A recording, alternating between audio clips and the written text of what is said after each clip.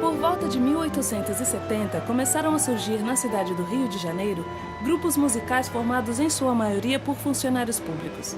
Tocavam pelo simples prazer, misturando danças europeias como polca e valsa a ritmos afro-brasileiros. Criaram o choro, primeira música urbana genuinamente brasileira anterior ao samba e à bossa nova.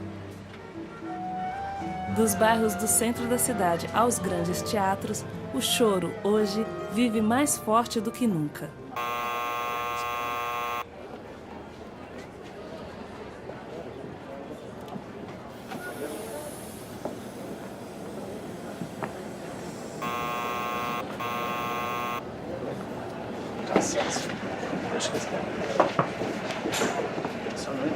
Nessa hora que eu falo que queria ser dentista, engenheiro, advogado. Ok. Essa hora é foda. Depois fica uma delícia, mas essa hora é exatamente essa.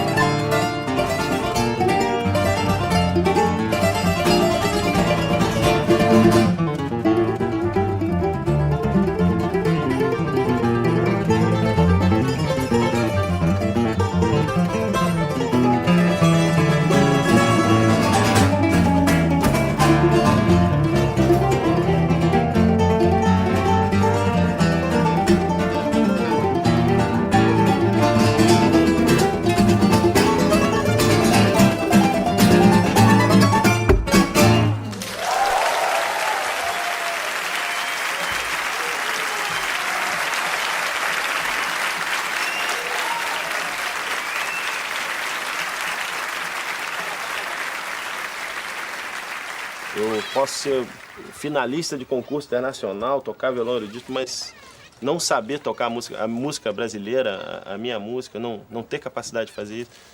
Não, eu quero aprender essa música, quero... E aí fui para os botecos, né? Que eu acho que é o grande lugar, a grande escola do choro, né? Da música brasileira, assim. E fui, mas aí fui como estudante de novo, não como violonista. Aí você tem que ter humildade, ir lá, beabá, e o cara tocar, você não conseguia acompanhar, se estrepar. E, pô, me lembro, eu aí com 23 anos, já depois de concurso internacional, chegar lá, teve um bandolinista que tocou o Doce de Coco, eu fui acompanhar e errei, o cara olhou pra mim, pô, quem é esse cara? O choro, para você desenvolver a cultura do choro, em primeiro lugar, não é só aprender a música. Você tem que aprender e discutir, sentir um clima. Ela tem um clima, um quê de espiritual. Quando você toca com os músicos, entende? Você faz uma coisa, o outro responde no violão, e eu já vi até muita gente chorar de emoção no meio da cultura do choro. Primeiro você normalmente aprende a música, depois você vai ver as possibilidades dessa música fluir realmente com uma certa paixão.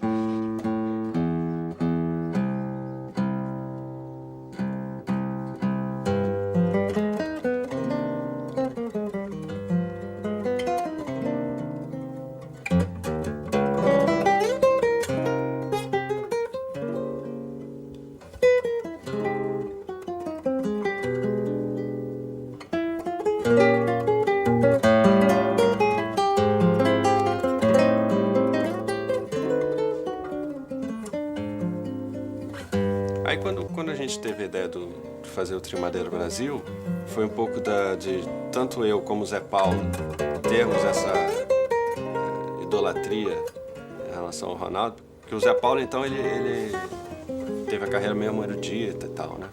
Então a gente via no Ronaldo, assim, o oposto e ao mesmo tempo um objetivo, que a criação dele foi essa coisa de roda de choro desde o início, de improvisação e tal, né?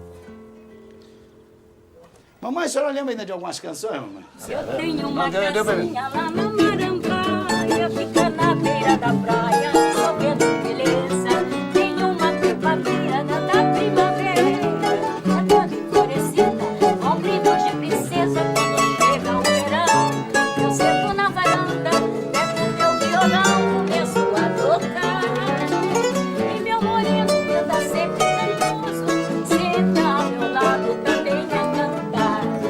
Quando chega tarde, um bando de linha ficam revoando, fazendo verão.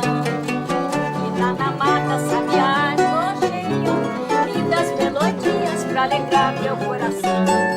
Mas quando chega tarde, tô indo, esqueci. Beleza! Beleza, mamãe, era só pra dar uma. Meu cigarro então, sobe a fumaça que vai pro menor. Enquanto o vento sopra na vidraça, a sinfonia tem, a sétima no baixo, a sinfonia, baixo dó, tá em dó sustenido menor, tá? Aí cai o sétimo no baixo, dó sustenido menor, dó sustenido menor. Quem é que dá a tristeza? É que vem a conotação da tristeza, né? Senão ela fica alegre. É verdade. Se fizer outro caminho, ela fica alegrinha, não é? Valsa alegrinha é foda. Obrigado. Pode ficar alegrinha, né, Rui? Vem cá, confirmou o show no Municipal de Niterói. Que ótimo. Beleza. Eles vão fazer no Dia do Choro, no aniversário de Pixinguinha, fazer um evento lá de choro. E aí a gente faz o show com convidados e tal. A gente tem que decidir, então. E a ideia é a gente receber os convidados. Eu tava pensando em chamar Zezé Gonzaga pra cantar. Pô, maravilha. E o pessoal de Niterói, você vai convidar alguns Vamos chamar o Carlinhos? Muito Pô, bom. Santa Velha, Yamandu, de repente. Pô, podia botar o Carlinhos pra tocar com o Diamandu, hein? Aquela valsa. Seria ótimo. Seria ótimo. Guinga. Guinga, Hein, você pode, Guinga? Guinga? Dia 23, pode? Não posso porque eu tô comendo frango. E agora, a barca do choro, vai ou não vai rolar? Depois do frango eu posso tudo. Depois do frango.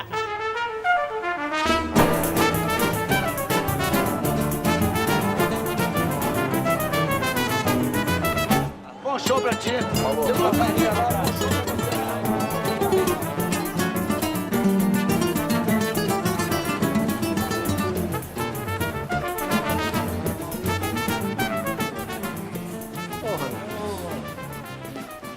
Nos anos 70 surge a Camerata Carioca, grupo formado por uma nova geração de músicos que, ao lado de Joel Nascimento e Radamés Inhatali, deram uma significativa mexida nos conceitos do choro.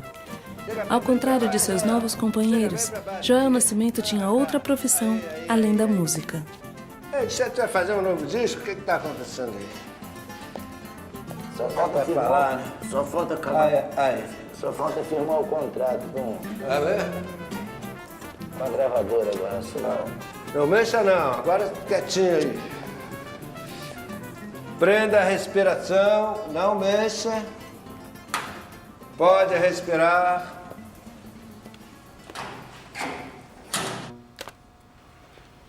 Olha lá no fundo, olha lá. Vê se tu tá vendo aquela partitura de Pixinguinha. Olha lá, você não vê Pixinguinha, porra? Tem mais de 200 músicas na minha Aqui não dá pra ver o cérebro, mas tudo bem, neurônio não dá pra ver, mas eu vejo realmente, são as notas do meu choro na tua cabeça. O ecos. Maravilha, eu também sou fã desse choro já. Ô, Ronaldo, vamos sair daqui que tá muito quente. Tá quente, já tá calor. Aqui, essa cama Já é uma escura. loucura trabalhar aqui.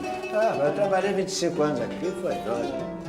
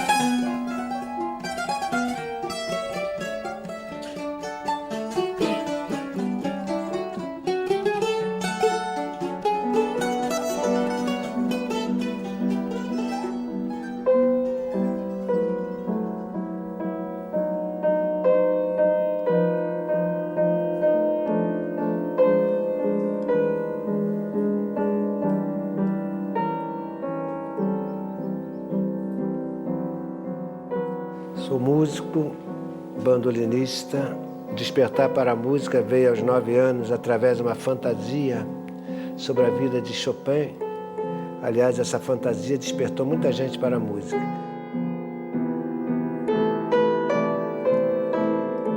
Eu nasci na Penha, no meio da música, no meio de Chorão. E o primeiro instrumento a vir na minha mão foi um cavaquinho. E eu com as poloneses na cabeça, né? E fui estudar piano. Por uma deficiência auditiva, eu larguei com 22 anos, juntamente com a música. Eu tenho problema de surdez, perdi o ouvido direito e hoje em dia eu só escuto de ouvido, mas tenho problemas de frequência. Essa região do piano daqui para cá, eu escuto assim. Então eu toco uma oitava acima para gravar na cabeça e olhar os dedos. Então eu imaginei que eu não conseguiria ser o concertista que eu pretendia ser e larguei o piano. Fiquei 10 anos sem música. Depois a história do bandolim é outra coisa. Ele veio assim com uma espécie de imposição que ele passou a fazer parte do meu corpo, parte de mim com... Hoje em dia aprendi a amar, eu agradeço a Deus por isso. Sovaco de cobra. Com que saudade eu venho aqui, sempre me emociono quando venho aqui nessas duas portinhas. Sovaco de cobra, um reduto de choro, um dos últimos grandes redutos de choro da década de 70. Essas portas, essas paredes aí, eu escuto a música, está tudo gravado aí, conta essa história, essas paredes contam a história, um negócio lindo aí. Você olha para o piso, é emocionante, realmente.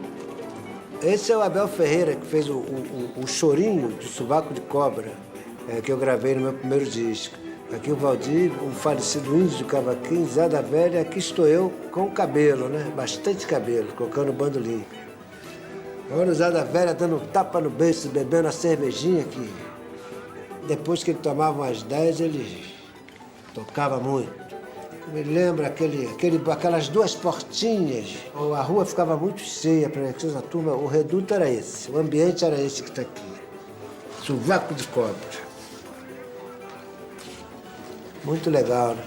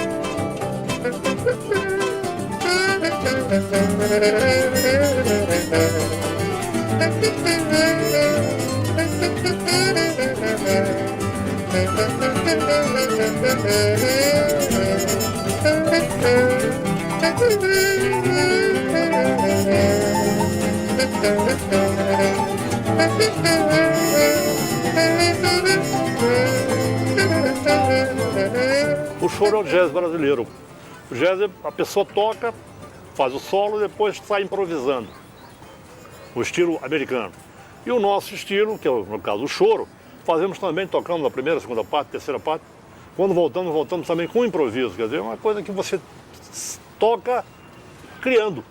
Está sempre criando uma coisa em cima daquilo que já foi feito ali. O Zé da Velha, ele faz muito contracanto, entendeu? Ele é o rei do contracanto. Depois de Pixinguinha, só o Zé da Velha faz contracanto desse jeito.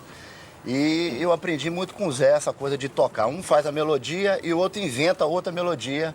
Então fica um diálogo muito interessante. E a coisa do instrumento de bocal lembra muito aquelas big band. O Maurício Carrilho definiu bem a nossa dupla. A menor big band do mundo.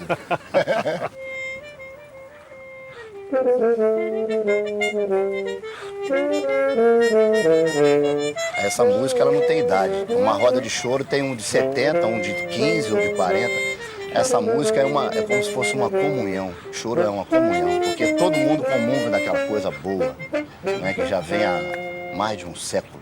Isso é fantástico.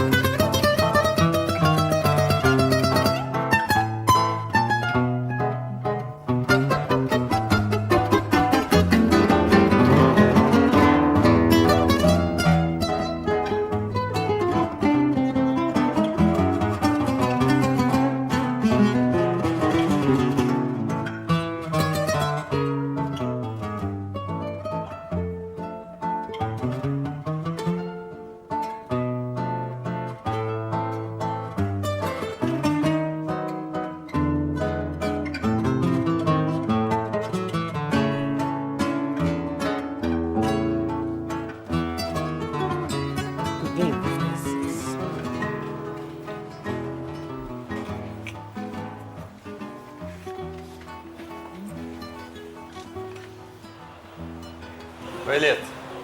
Ih, fala, Germano. E aí? Tudo E bem? aí, Marcelo, tudo Dando bem? um trato aí também? Estamos. Tá na sua hora? É, tá terminando? Estou terminando, já Chega vou aí. atender. Tranquilo. Também Aí, trouxe como- uma bebidinha. Como é que estão as coisas? Trouxe uma bebidinha pra nós, Ih, Elisa. legal. Você que já mandou não bebe mesmo? É, Tá aí mas só no tá- chimarrão? Muito bom. E aí, como é que tá a unha? Tá bem. Deixa eu ver. Tá vendo? Olha lá, Elisa. Tocando Tá vendo? Já muito, tá né? soltando aí, tá vendo? Tá descolando aqui. É, vamos ajeitar isso. Aqui. Vocês vão ter show quanto? Hoje tem ensaio com a Elza lá do show do Esporte de Niterói. E a E Elza agora? manda ver, né? Tem que tocar forte. Bom, aí Tocar forte. deixa eu escangalhar isso, aí terça, amanhã vocês vão lá pra terça poder fazer o show lá. No Marrão.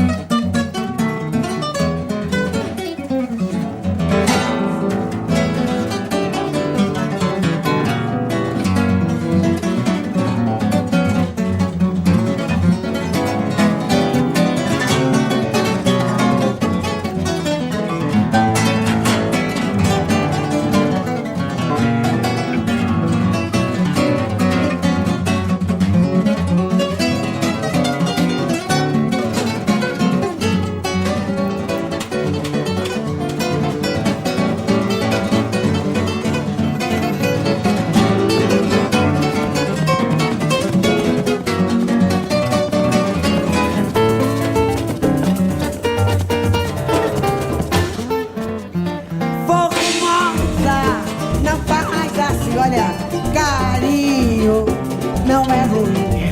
Mulher que nega, não sabe, não, tem uma coisa de menos no seu coração. Ah, Formosa, não faz assim, carinho não é ruim. Mulher que nega, não sabe, não, tem uma coisa de menos no seu coração. A gente nasce, a gente cresce, a gente quer amar. Mulher que nega, nego que não é para negar. A gente pega, a gente entrega, a gente quer morrer. Ninguém tem nada de bom sem sofrer. Formosa mulher, formosa, não faz assim. Carinho não é ruim. Mulher que nega, não sabe, não, tem uma coisa de menos no seu coração. A gente nasce, a gente cresce, a gente quer amar. Mulher que nega, nego que não é para negar. A gente pega, a gente entrega, a gente quer morrer. Ninguém tem nada de bom sem sofrer.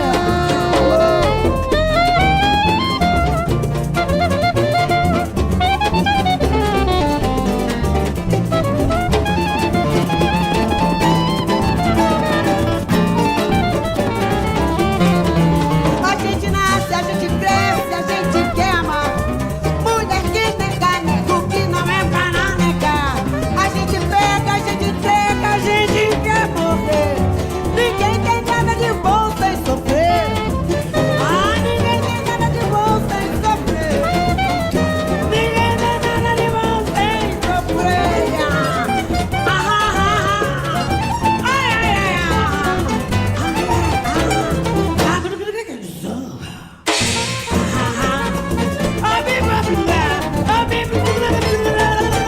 Famosa mulher.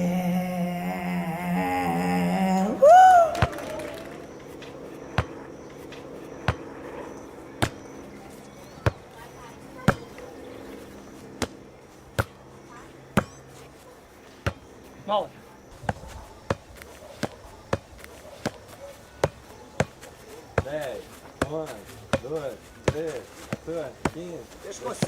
Pescoço também?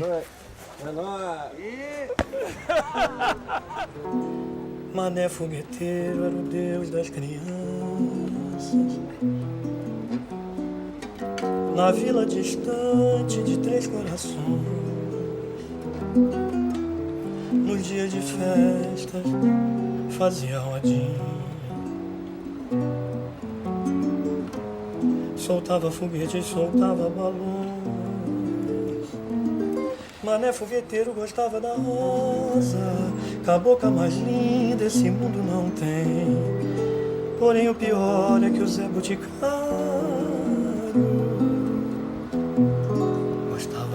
mas um bocado também. Eu não sei dizer a você se eu sou visto como um chorão, acredito que não.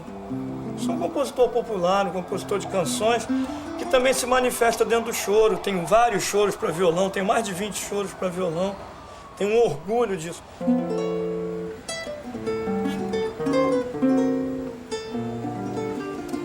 As coisas mais simples são as melhores, né? Chama a senhorinha. Eu fiz para minhas 2 filhas quando elas eram pequenas. Eu visitei uma fazenda no estado do Rio de Janeiro, um domingo, com minha filhinha mais nova que era muito doente. Não se alimentava, teve para morrer várias vezes. E nesse domingo a menina passou um domingo vendendo saúde, comendo bem, se alimentando, brincando, rindo, coradinha. Vendeu saúde nesse domingo dentro dessa fazenda. Quando eu cheguei em casa eu compus a música e dediquei às minhas 2 filhas.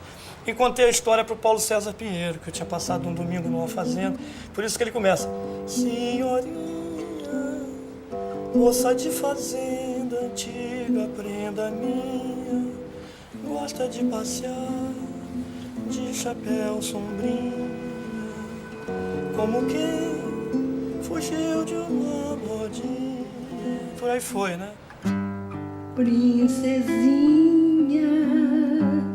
moça dos contos de amor, da carochinha, gosta de brincar de fada madrinha, como quem quer ser minha rainha. Se a mocinha, com seu brinco e seu colar de água marinha, gosta de me olhar da casa vizinha, como quem me quer na camarinha, amor. Será que eu vou subir um altar? Será que irei nos braços dela? Será que vai ser essa donzela, a musa desse trono? Oh, prenda minha, oh, meu.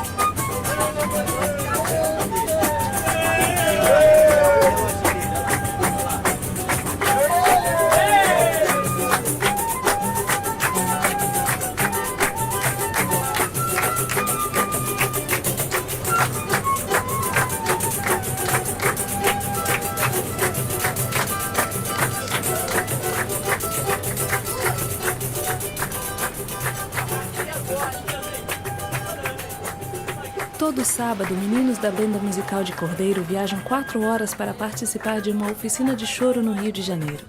Grandes músicos como Maurício Carrilho e Luciana Rabelo transmitem a tradição dos mestres de uma maneira espontânea e não convencional, atraindo por semana mais de 400 jovens da cidade e do interior.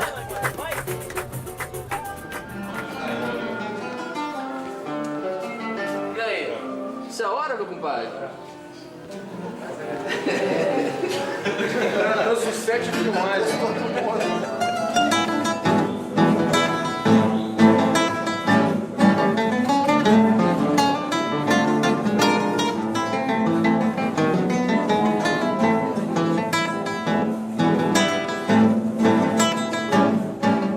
O meu grande mestre foi o Meira.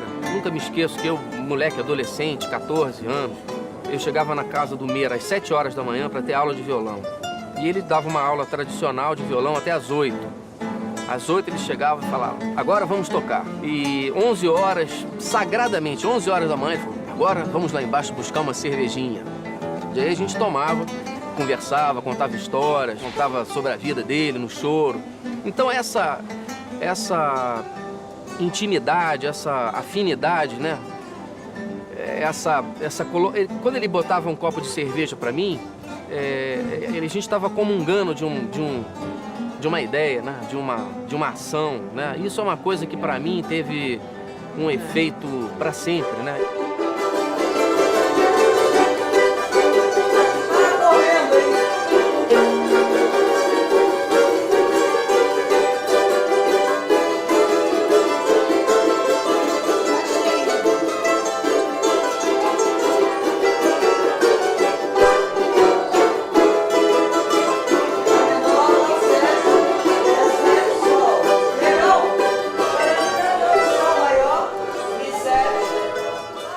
É natural que quando você procure uma música nacional que desenvolva o seu talento, você procure o choro.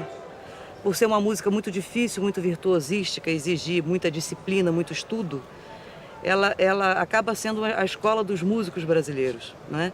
Isso já dizia Villa-Lobos, já dizia Tom Jobim, Baden-Powell, porque todos, de uma certa maneira, Baden veio do choro, mas todos, de uma certa maneira, passaram e aprenderam com o choro. Villa-Lobos chegou a dizer que o choro é a essência e a alma da música do Brasil, né? Então eu acho muito natural que uma pessoa que queira ser músico brasileiro, com a linguagem brasileira, procure o choro como escola.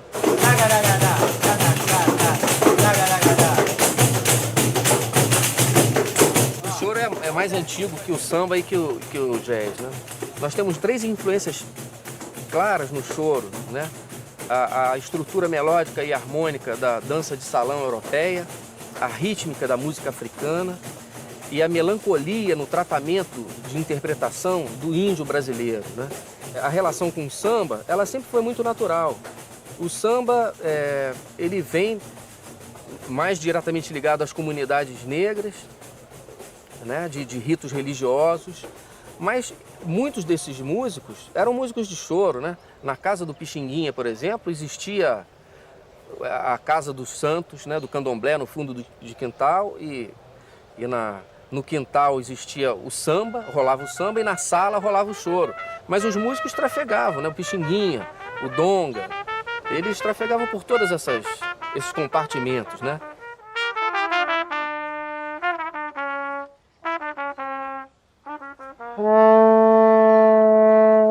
Gosta, nego?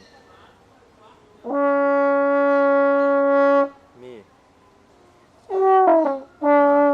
Vai devagar, vai.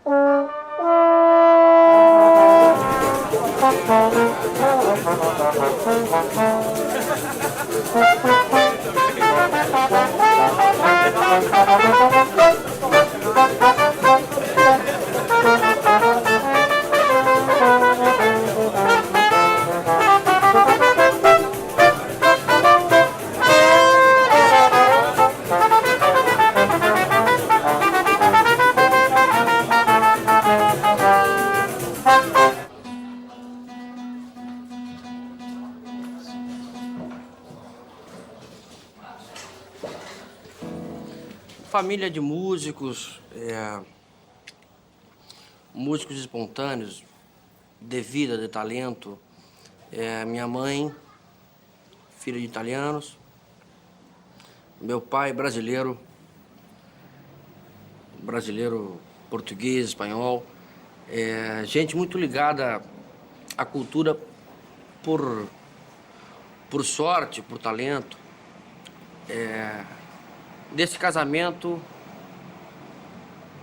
venho e também saio respirando música por gosto. Música me faz bem, me faz sentir felicidade. E esse casamento me fez, assim, um louco pelo som, pela música, pela maneira de sentir, pela palavra que não existe, pela cor que não existe. Eu faço parte desse tipo de sentimento. Quer dizer, a música que eu faço, eu busco nisso. Eu busco essa cor.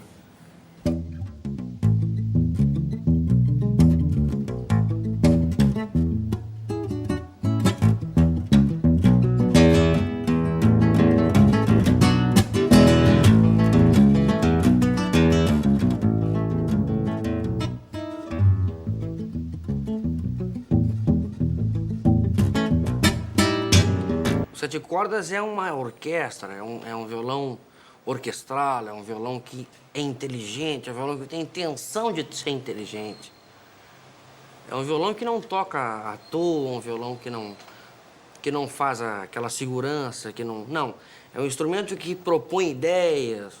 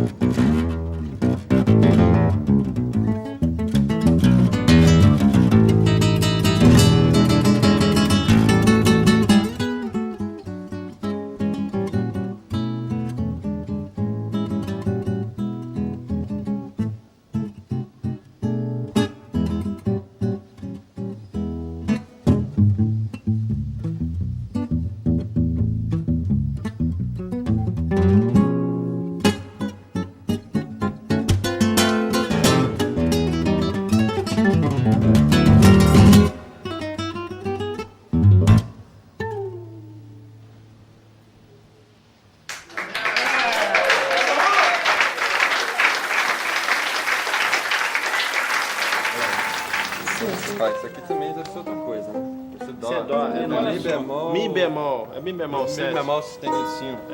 Porque como... Tá me ouvindo, Zezé? Tá baixinho, né? Não tô ouvindo. Harmonia pra mim não existe aqui. Não tô ouvindo nada. Tá tudo espalhado. Tá sem peso. É mi bemol com sétima mesmo. Não tô me encontrando também. Mas o ensaio é assim mesmo. Não, exato, é pra gente tirar. Isso é pra dar bronca, chiar. Reclama logo do músico. Fala, esse bandolim aí, ó.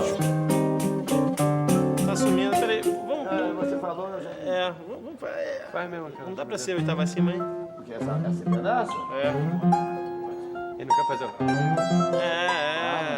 Não nem pensar. Eu tô tão ruim a beça pra cordas presas demais. Porque Você fica tocar suave nesse como pedaço. não tem retorno, toca suave mesmo, depois toca na... Você ajuda tá afim? Não acho. Quando tiver o som, você faz dessa maneira. Agora não tem. Mas vocês faziam uma coisa, agora você com um monte de gente tocando, você some, tá vendo? Guarda a camisa, vamos lá com a camisa. A influência do choro pode ser vista na obra de grandes gênios da música brasileira que muitas vezes não têm seus nomes ligados ao choro, como é o caso de Tom Jobim, grande nome da bossa nova, que ao lado de Pixinguinha é um dos maiores melodistas do Brasil.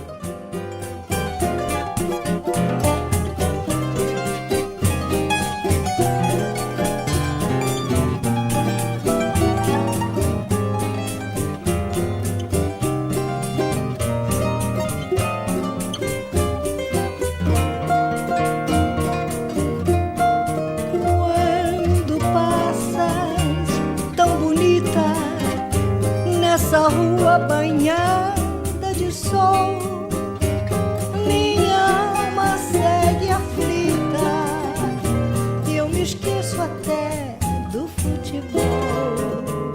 Vem depressa, vem sem medo, foi pra ti meu coração que eu guardei esse segredo escondido num choro canção, bem no fundo do meu coração.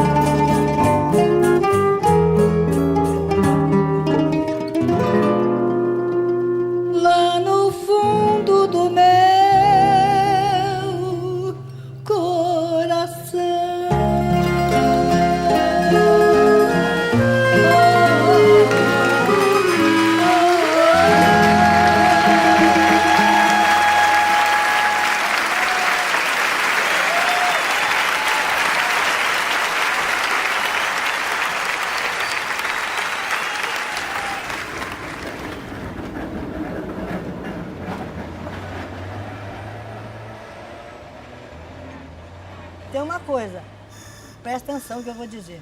Não é você, cantor, que escolhe a música. Ela é que escolhe você. Sabe por que eu digo isso? Porque eu, às vezes, adoro uma música que eu estou ouvindo. Eu vou cantar, fica uma porcaria na minha voz. Comigo também acontece Quer dizer, ela não é a minha música. Ela não me escolheu. Que aos 4 anos de idade eu cantei, a primeira música que eu aprendi era um choro. Isso é muito interessante. Mas tinha que ser. Tinha que ser. Com 4 anos eu cantava atropelando as palavras, né? Que me fere, eu dizia que me fede o coração. E depois, com o tempo, né, cresci, me casei, vim morar no Rio de Janeiro e a situação ficou meio difícil. Eu pensava que casando não ia mais trabalhar, né? Não ia tomar conta da filha, da casa. Mas não foi bem assim. Eu tive, até por sofrimento, né, necessidade, de procurar o meio que eu gostava, é claro. Eu tinha escondido dentro de mim, depois que eu cheguei aqui, se desse, tudo bem. Se não desse, eu também não ia para a luta, para procurar. Eu já estava na Clube, a Rádio Clube do Brasil. Quando o Benedito Lacerda não tinha contrato, ele, para ganhar um cachê, qualquer coisa, ele me levou a um lugar onde ele ia tocar. E eu fui. E ele lá solava Tico-Tico no Fubá. Eu digo, eu sei a letra dessa música. Ele falou, sabe nada, isso não tem letra? Eu digo, tem, eu vou te mostrar. Baixa o tom um pouquinho. Baixei o tom e comecei a cantar para ele no ouvido. Um tico-tico só, um tico-tico lá, está comendo todo o meu fubá. Olha o seu Nicolau, que o fubá se vai. Pego no meu pica-pau e o tiro sai. Então eu tenho pena do chuchu que levou e uma cuia cheia de fubá eu dou. Alegre já voando e piando, meu fubá, saltando de lá para cá. Houve um dia, porém, que ele não voltou. Seu gostoso pau, o vento levou. Titifiquei com a chorei, mas não vi. Logo depois não era um e sim já dois. Quero contar baixinho a vida de dois. Tiveram ninhos e filhinhos depois. Todos agora por aí, só estão aqui comendo todo meu fubá, saltando de lá para cá. Um tico-tico só, um tico-tico lá, está comendo todo meu fubá. Olha o seu Nicolau, que o fubá se vai, leva no meu, que capaz o tiro sai. Então eu tenho pena do susto que levou. Uma cuia cheia de fubá eu dou. Alegre já voando, piando, meu fubá, saltando de lá para cá. Quando eu gravei Tico-Tico do fubá, foi aquele sucesso, aquela coisa.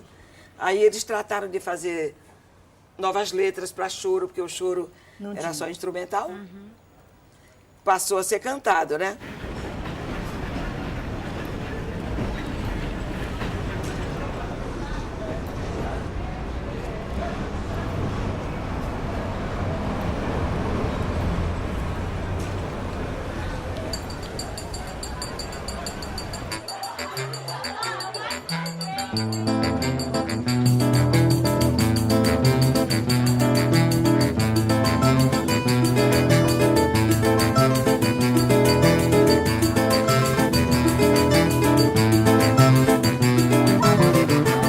Eu tenho um calo que parece gente. Quando chega um tempo frio, ele faz um tempo quente.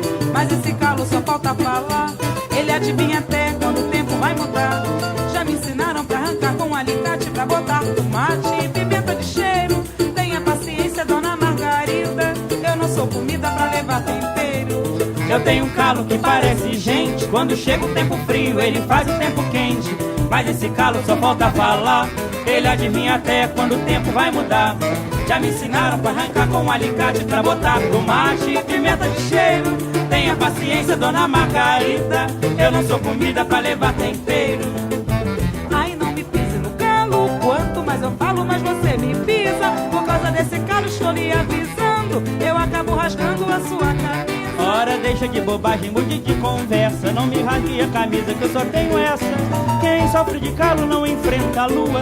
Deixa os pés em casa quando vai pra rua. Eu tenho um calo que parece gente. Quando chega o tempo frio, o tempo quente, e esse calo só falta falar. Ele adivinha até quando o tempo vai mudar. Já me ensinaram pra arrancar com um alicate, pra botar tomate e pimenta de cheiro. Tenha paciência, dona Margarida. Eu não sou comida pra levar tempero. Eu não sou comida pra levar tempero. Eu não sou comida pra levar tempero.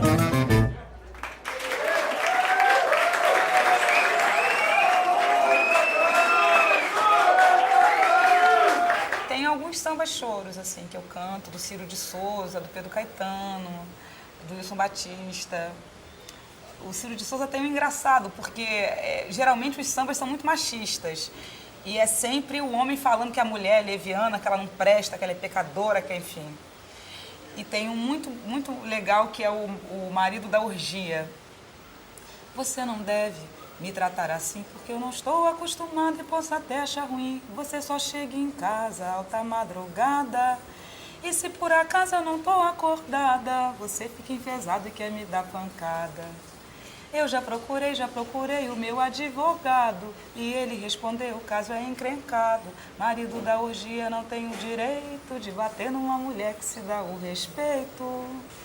Você já abusou da sua autoridade e eu não estou disposta a tanta maldade. Ciro de Souza.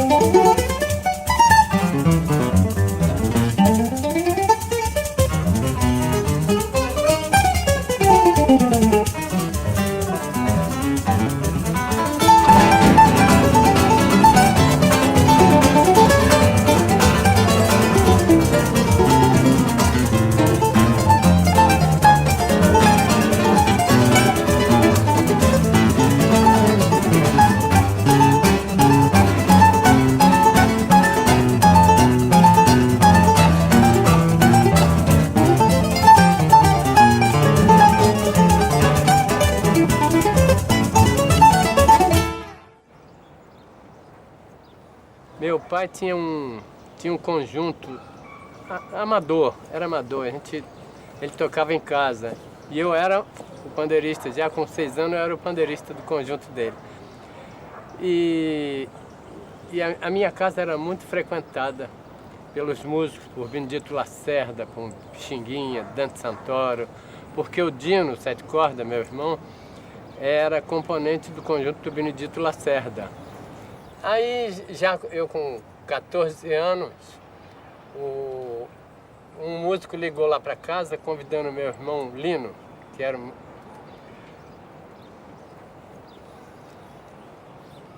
Desculpa.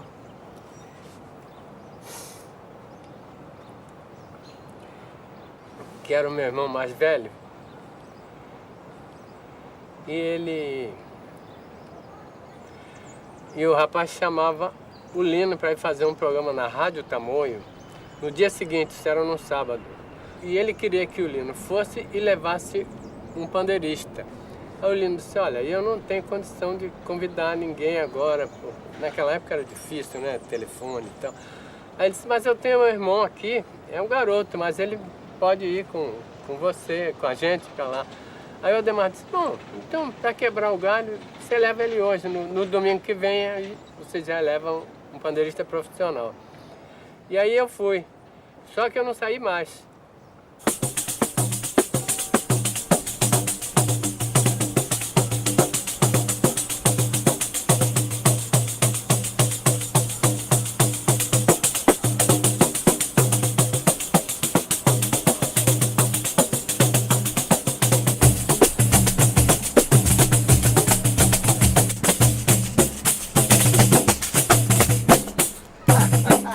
Quando eu vi você tocando na televisão com a Clementina de Jesus, isso tem aí uns 20 e tantos... Foi em 73. Eu fiquei muito impressionado. Então, assim, eu me lembro que eu cresci batucando em Copacabana, na rua, assim, o pandeiro foi meu último instrumento. E foi eu te ver tocando assim que eu fiquei realmente... Caramba, esse som aí sintetiza tudo, né? É o toque, né? É, foi esse, vê se é isso.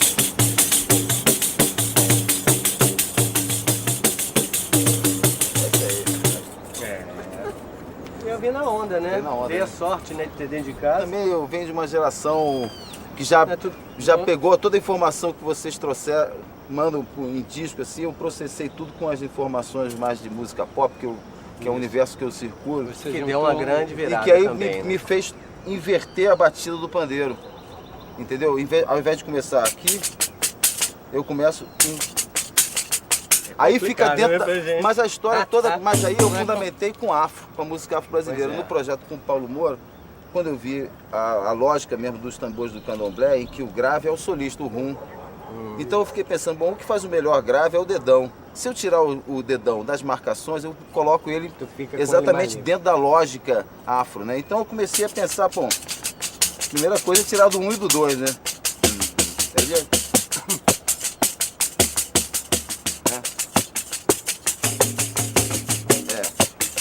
E o grave,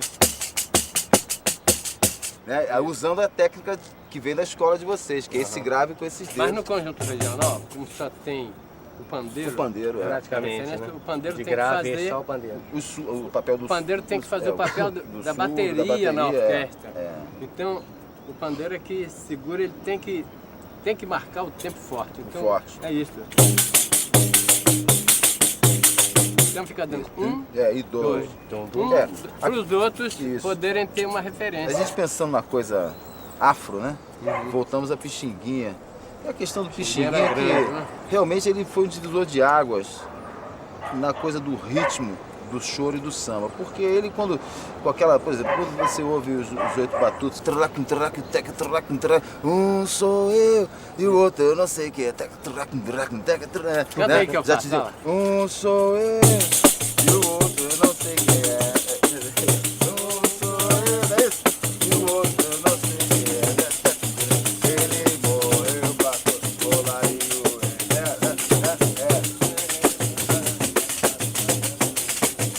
Fazer no tempo.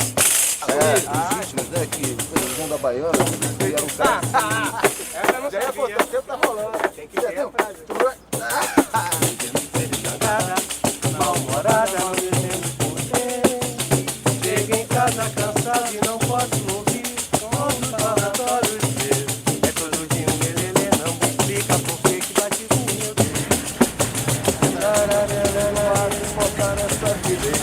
viver.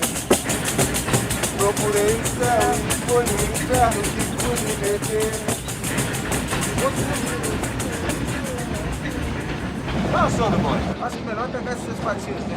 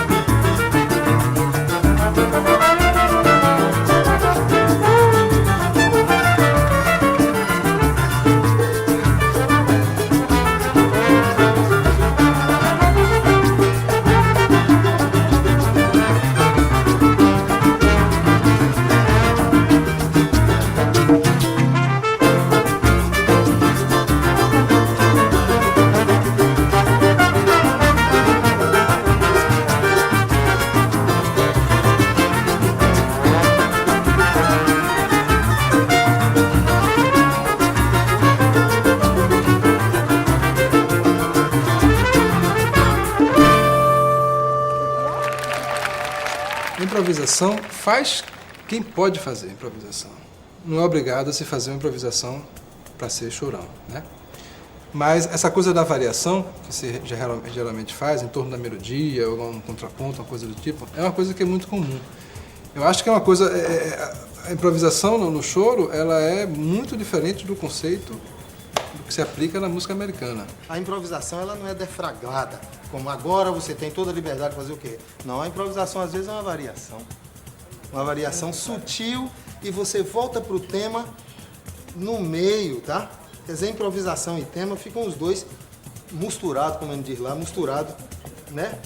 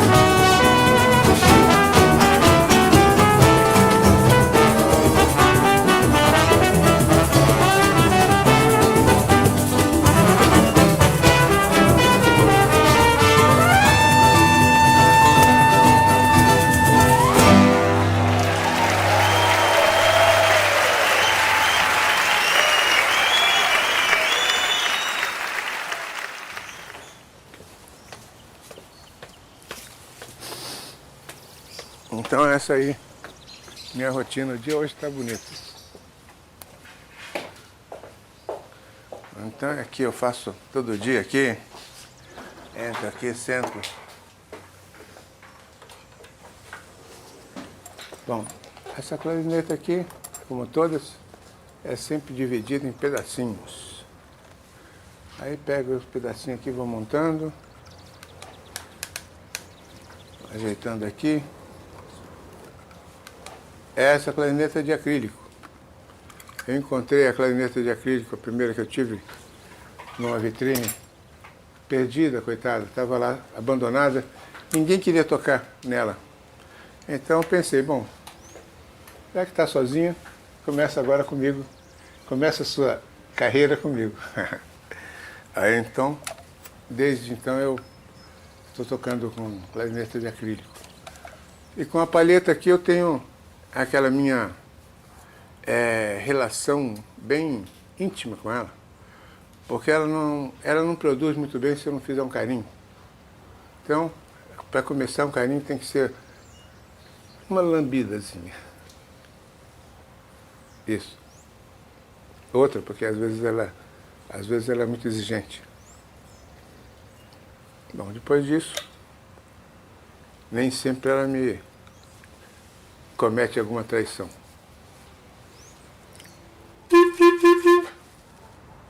Até preciso colocar no lugarzinho certo para dar aquele som rachadinho que eu gosto.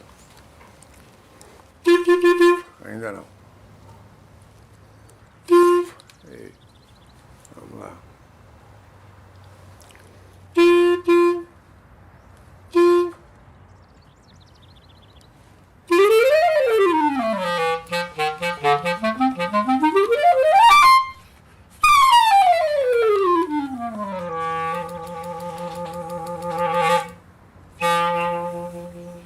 Queria ser saxofonista, mas acabei virando clarinetista. Isso na minha opinião. Tem muita gente que acha que eu não sou nem uma coisa nem outra. Nem saxofonista, nem clarinetista. Eu digo isso porque muitas vezes eu estou tocando clarineta e chega alguém e fala: você tem som de saxofone na clarineta. E outras vezes eu estou tocando saxofone e alguém diz: você tem som de clarineta.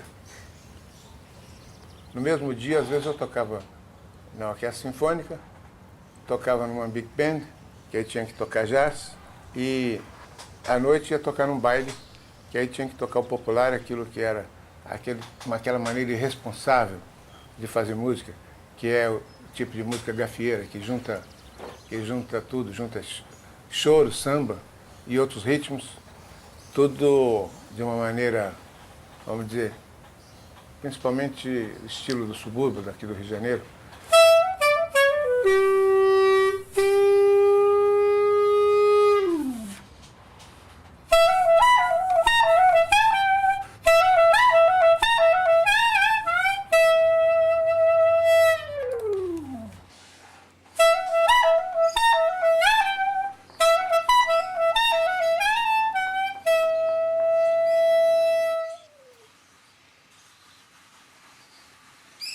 O que eu estou querendo fazer, e acho que é oportuno agora, é fazer o choro, o samba, ou essa mistura, que eu não sei se eu toco só choro ou se toco samba.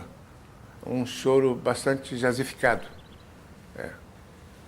que, aliás, é a linha de choro que me agrada. Por ser uma coisa mais extrovertida e também dá condição de desenvolver um solo.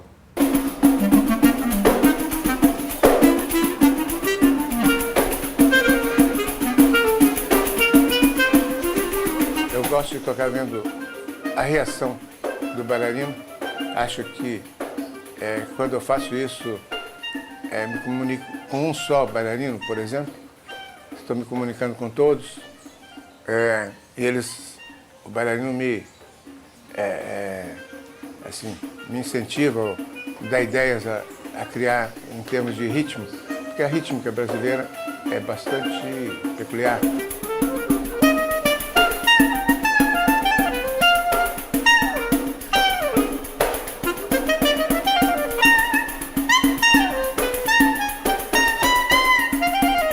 A nossa rítmica mexe mais com a parte central do corpo, mexe mais com as cadeiras do que os outros ritmos, né? Então, buscar mexer com essa parte é que é bom.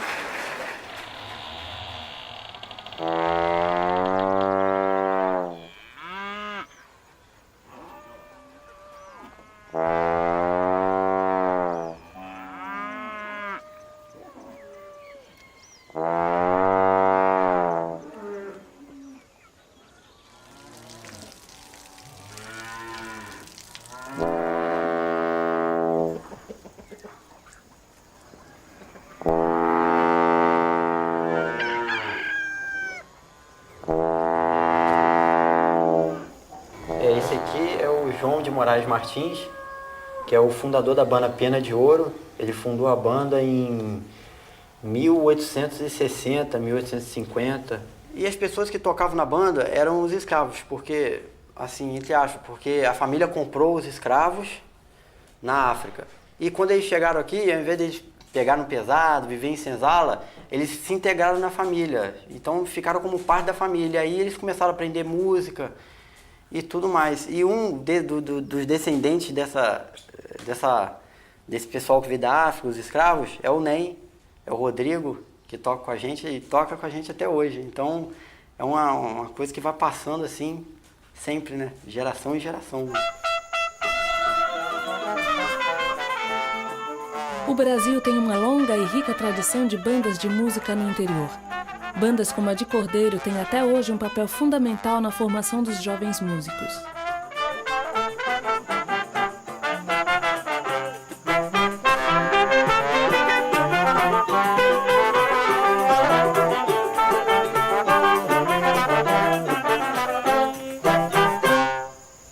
Os músicos hoje, principalmente tamborista, quer fazer aquela coisa só de agilidade, aquela coisa. E o Zé da Velha não, tem muito aquela coisa de bossa, tem o coração, igual outros músicos não tem. Muitos músicos pensam que é só agilidade, só aquela coisa perfeita. Não, o Zé da Velha tem um pouco do coração e um pouco da técnica que é necessária. Então eu pretendo seguir mesmo os passos dele, porque para mim é o meu ídolo, Zé da Velha.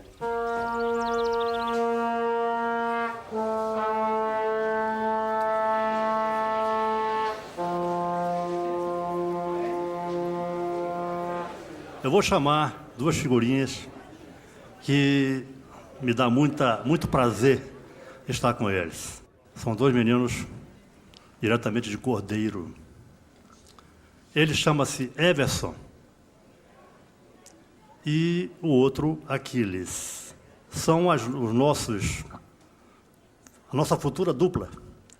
Eu sou o Zé da Velha e esse é o Silvério Pontes. E esses dois são Zé da Nova, trombone, e Silvério Pinguelinha, trompete. Por favor.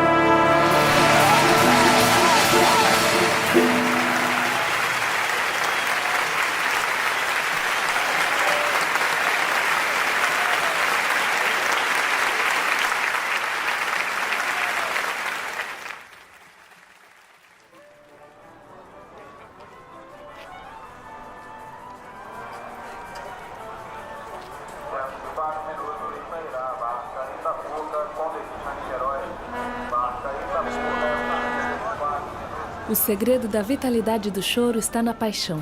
Paixão que une pessoas de diferentes regiões e classes sociais para celebrar uma música ao mesmo tempo histórica e aberta a novas influências. Este ano, a Barca do Choro levou alguns desses apaixonados ao Teatro Municipal de Niterói no Dia Nacional do Choro, 23 de abril, o aniversário de Pixinguinha, símbolo máximo dessa paixão.